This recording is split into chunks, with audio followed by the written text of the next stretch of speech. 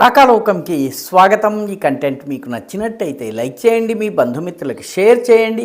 ఇప్పటి వరకు సబ్స్క్రైబ్ చేసుకోకపోతే సబ్స్క్రైబ్ బటన్ని నొక్కండి. అదేవిధంగా బెల్ ఐకాన్ని కూడా నొక్కడం తప్పనిసరిగా చేయండి. జై హింద్ మిత్రులారా.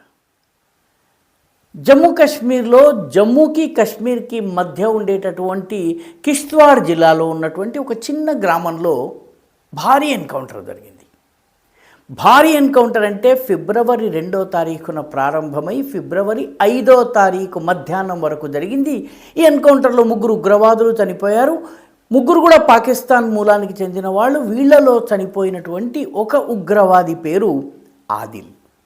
ఈ ఆదిల్ పాకిస్తాన్ నుంచి వచ్చి ఈ ప్రాంతాల్లో గత అనేక సంవత్సరాలుగా ఆపరేట్ చేస్తున్నాడు.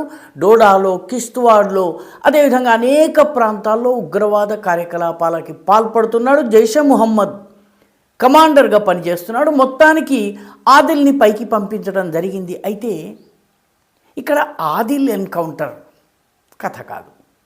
అసలైన విషయం ఏంటంటే ఈ చిన్న గ్రామం, ఎన్కౌంటర్ జరిగినటువంటి గ్రామం, ఆ గ్రామం పేరు చాత్రు. ఈ చాత్రు అనే చిన్న గ్రామంలో ఇప్పటికీ 4-5 ఎన్కౌంటర్లు జరిగినాయి.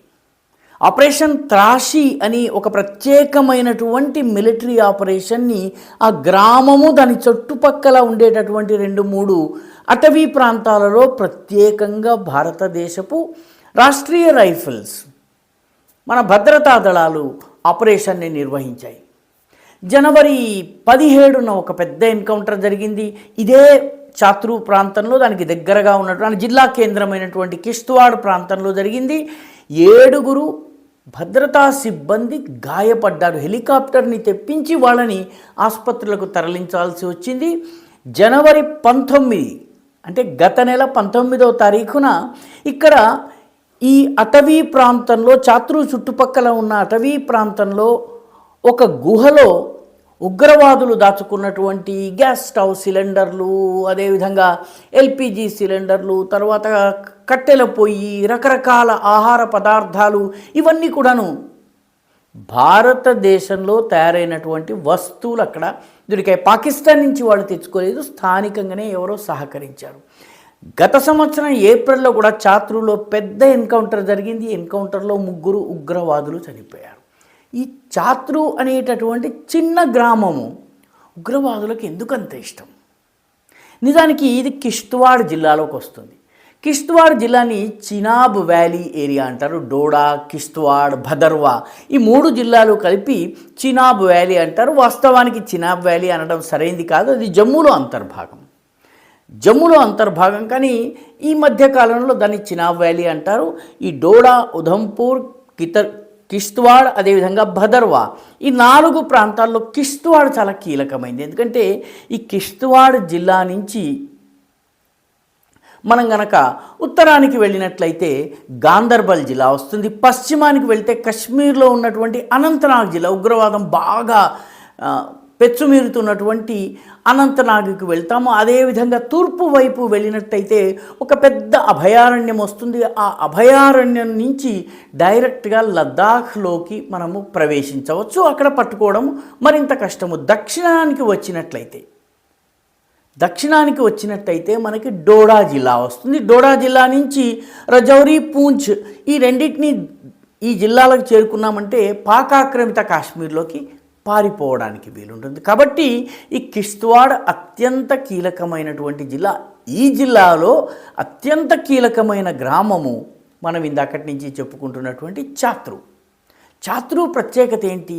గ్రామం చిన్నది, ఆ గ్రామం చుట్టూ అటవీ ప్రాంతము, కొండలు బాగా ఎక్కువగా ఉంటాయి. ఎందుకంటే ఈ చాత్రు గ్రామము పీర్ పంజాల్ పర్వతమాలికని ఆనుకుని ఉంటుంది. ఈ పీర్ పంజాల్ పర్వతాల ప్రత్యేకత ఏంటి? పీర్ పంజాల్ ప్రత్యేకత, ఇవి పాక్ ఆక్రమిత కాశ్మీర్లో మొదలై మన జమ్మూకి కొంచెం ముందు వరకు విస్తరించి ఇవి వ్యాపించి ఉంటాయి. కాబట్టి ఈ కొండల మీద ఉన్నటువంటి అటవీ ప్రాంతము, వీటిని ఉపయోగించుకుని చాలా సులువుగా చాత్రు గ్రామానికి రావచ్చు. చాత్రు గ్రామంలో ఆపరేషన్ ప్రారంభమైతే అటవీ ప్రాంతానికి వెళ్ళి అక్కడి నుంచి పీర్ పంజాల్ కొండలకి ఎక్కినట్లయితే అక్కడి నుంచి తప్పించుకోవడం చాలా సులువు. కాబట్టి ఈ ప్రాంతంలో ప్రత్యేకమైనటువంటి జంగిల్ వార్ఫేర్ చేస్తే తప్ప ఉగ్రవాదిని పట్టుకోవడం సాధ్యం కాదు. రెండవ ఉగ్రవాదులకు చాలా ఇష్టం కావడానికి ఈ గ్రామం కారణం ఏంటంటే, ఈ గ్రామంలో ఉన్నటువంటి అటవీ ప్రాంతంలో, కొండ ప్రాంతాల్లో చిన్న చిన్న గుహలు ఉన్నాయి. ఆ గుహల్లో తలదాచుకోవచ్చును, ఆశ్రయం తీసుకోవచ్చును, అనేక రోజులు అక్కడ గడిపేయవచ్చును. మూడవది దీని లొకేషన్. ఇందాకే మనం చెప్పుకున్నట్టుగా ఇక్కడి నుంచి అటు కశ్మీర్ వ్యాలీలోకి వెళ్ళవచ్చును, ఇటు లద్దాఖ్లోకి వెళ్ళవచ్చును, అదేవిధంగా ఇటు జమ్మూ ప్రాంతంలో ఉన్నటువంటి రజౌరి, పూంచ్, డోడా ప్రాంతాల్లోకి రావచ్చు. కాబట్టి తప్పించుకోవడం చాలా సులువు. ముఖ్యంగా కిష్త్వాడ్లో ఉన్నటువంటి సింథన్ పాస్ని గనక, సింథన్ కనుమని దాటితే మనం కాశ్మీర్లో ప్రవేశించవచ్చును. పీర్ పంజాల్ పర్వతమాలికను దాటగానే మనము జమ్మూలో ఉన్నటువంటి పూంచ్, రజౌరి, డోడా ప్రాంతాలకు వెళ్ళవచ్చును. అందుకని ఇది చాలా ముఖ్యమైనది. నాలుగవది, ఇక్కడి నుంచి కొండదారుల ద్వారా అనేక ప్రాంతాలకు వెళ్ళవచ్చును. ఇక్కడికి నేషనల్ హైవే చాలా దగ్గర కాబట్టి అనుకూలమైనటువంటి వాతావరణం ఉంటే నేషనల్ హైవేలో ఏదో ఒక బస్సో, లారీయో, ట్రక్కో ఏదో ఎక్కి మనం తప్పించుకోవడానికి వీలుంటుంది. కాబట్టి ఉగ్రవాదులు ఈ చాతురుని చాలా ఇష్టపడతారు. ఇక్కడ ఉన్నటువంటి అడవుల్లో దాక్కోవడం చాలా సులువు. ఒక పెద్ద గడ్డివాములో చిన్న సూదిని పట్టుకోవడము ఎంత కష్టమో, వెతికి పట్టుకోవడం ఎంత కష్టమో, ఈ అటవీ ప్రాంతంలో సహజంగా దాక్కోవడానికి వీలైనటువంటి పరిస్థితి ఉంది.